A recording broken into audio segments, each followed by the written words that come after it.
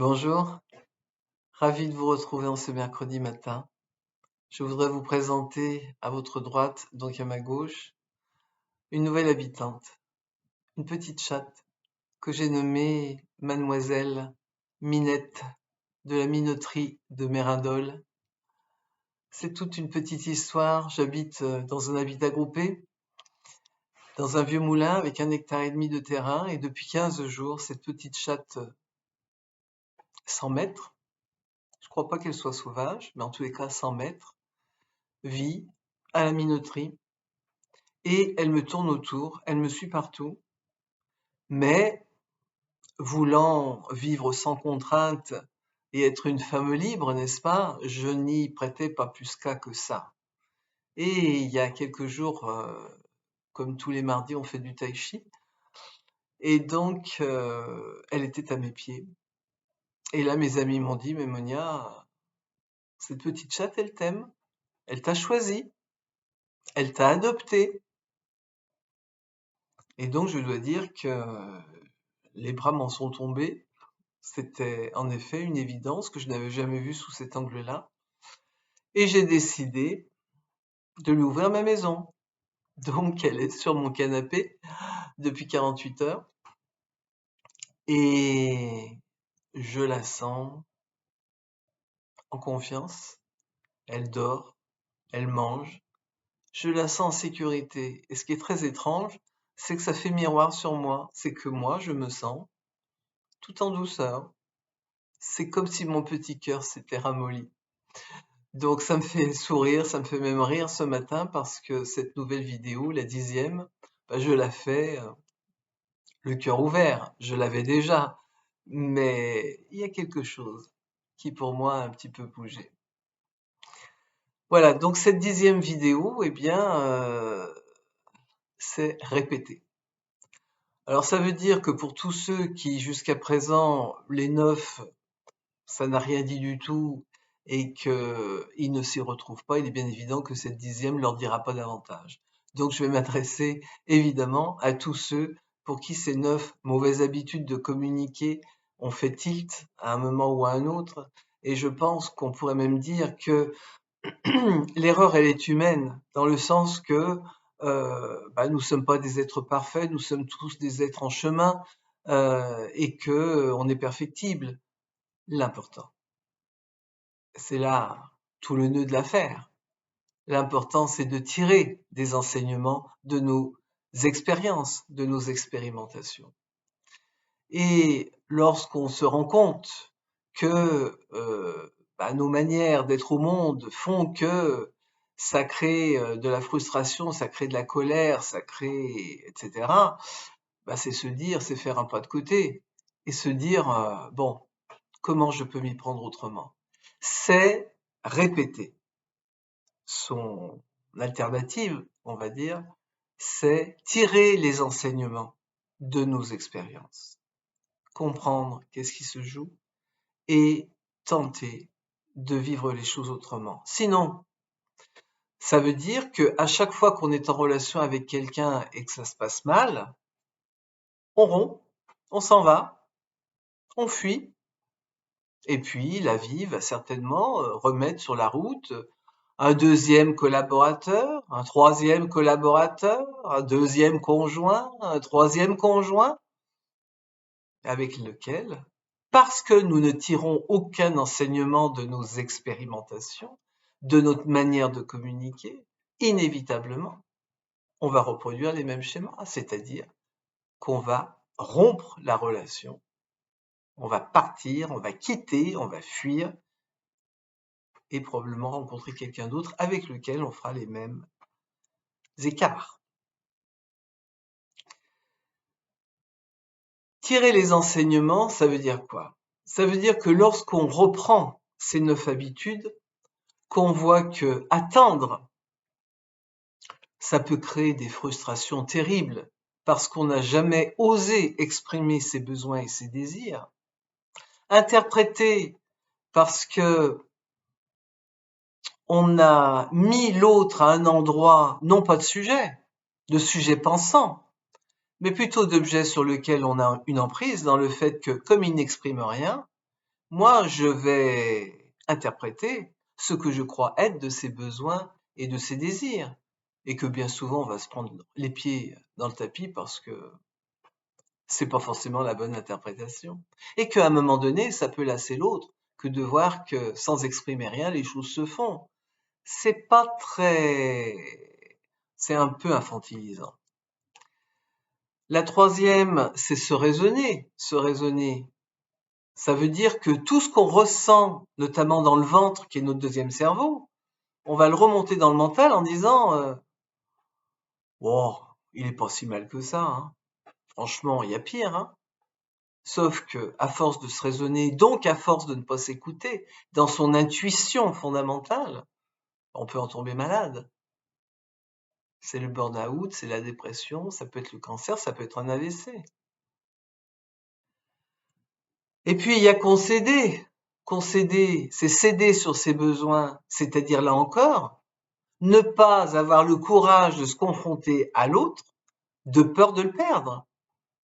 Et que c'est vivre une relation qui est basée, encore une fois, sur quelque chose qui n'est pas juste en termes de justesse pour soi et donc pour l'autre.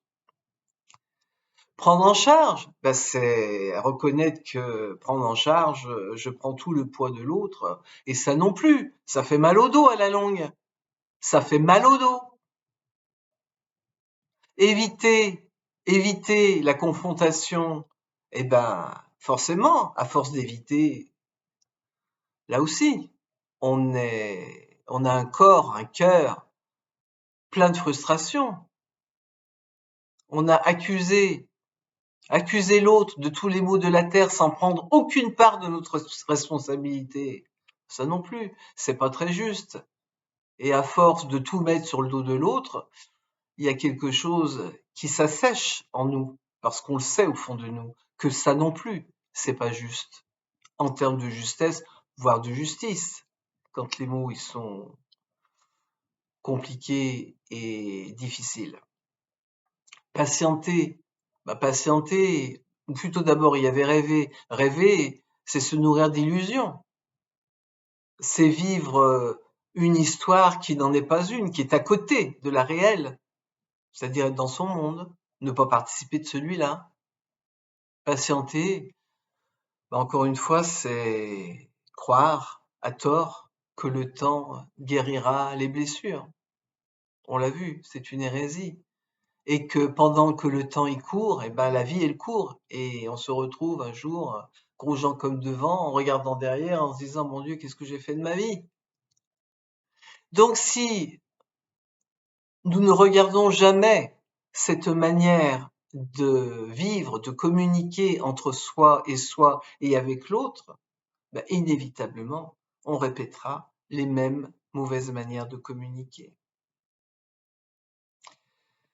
Donc ça veut dire que tout cela, encore une fois, tourne autour d'un mot clé, d'un verbe clé qui s'appelle le courage et qui s'appelle oser. Ça veut dire accepter avec courage de regarder derrière son passé il y a 20 ans et de voir, bien sûr, avec la conscience d'aujourd'hui, mes comportements d'il y a 20 ans. Et là, il ne s'agit pas de se flageller et de se culpabiliser en disant c'est ma faute, c'est ma très grande faute, pas du tout. Il s'agit simplement de se prendre dans les bras et de se dire j'ai fait ce que j'ai cru être bon. J'ai fait avec les moyens de l'époque ce que j'ai cru être juste. Il est bien évident que lorsque j'avais 20 ans et que j'avais mon amour, j'en ai pas pris soin de la même manière qu'aujourd'hui je tente de prendre soin de mes relations. Je me suis conduite certainement un peu comme la princesse au petit pois à qui l'on devait un certain nombre d'attentions, en attendant plus de l'autre que moi j'offrais. C'est quand je regarde mon éducation avec mes fils et me dire que j'ai pas toujours été la mère parfaite, loin s'en faut. J'ai eu mes crises, mes colères, euh, mes absences. Ok, Mais ça, c'était comme ça, et je reconnais qu'avec la femme que je suis aujourd'hui, je peux apporter une douceur sur tout ça, une compréhension sur tout ça. Et c'est pour ça que, forte de mon expérience, je continue on le dit vilainement, mais j'ai pas trouvé d'autres mots aujourd'hui, à travailler sur moi, dans le fait que je me dis dans 20 ans, quand je serai devenu ce que je ne suis pas encore, un être un tout petit peu plus accompli, je regarderai ce qui se passe dans ma vie d'aujourd'hui avec tendresse, dans le fait de dire, bah oui, ça se voyait déjà que tu étais en chemin, mais bon, il y avait encore du boulot. Bref, vous l'avez compris, je crois que pour avancer, pour faire un pas de côté, pour pour prendre soin de soi, pour prendre soin de ceux qu'on aime, pour prendre soin de cet objet tiers qu'on appelle la relation. Il y a toi, il y a moi, il y a la relation. Pour prendre soin de la relation, je vais faire un pas de côté. Je vais regarder comment je peux contribuer à faire la paix en moi et en le monde. Parce que je sais bien que tous ceux qui me regardent sur cette chaîne sont en chemin, sont en quête, sont dans une forme de spiritualité. Et que chacun a envie de paix pour lui et en ce monde. Mais encore une fois, et je l'ai déjà dit dans mes toutes premières vidéos, l'enjeu, le challenge qui nous est proposé et qu'il nous faut absolument relever, c'est comment concrètement nous nous y prenons pour faire la paix avec soi et avec les autres.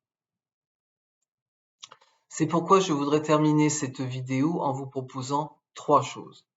La première, c'est de m'écrire en commentaire ou sur mon mail personnel que vous trouverez en bas de cette vidéo sur qu'est-ce que ça a révélé de vous, ces 10 habitudes, qu'est-ce que ça vous a donné envie de bouger, si ça vous a donné envie de bouger.